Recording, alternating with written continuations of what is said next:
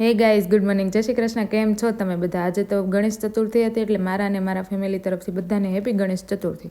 અમારે ત્યાં સવારમાં પૂજા ચાલી રહી હતી અને એક સાઈડ હું બનાવતી હતી રસોઈ.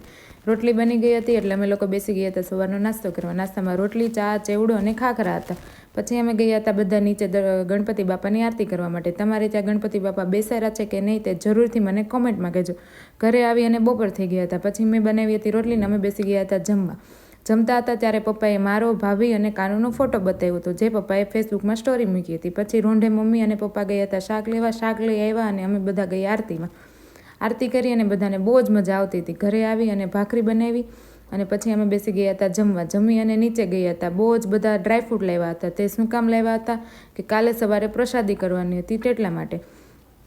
ડ્રાયફ્રૂટની પ્રસાદી રેડી કરી દીધી અને હું આવી ગઈ ઘરે. ઘરે આવીને જોયું તો પપ્પા ભઠ્ઠામાં શેકતા હતા મકાઈ. જો મારો વિડીયો ગમે તો લાઇક, શેર, સબસ્ક્રાઈબ કરજો.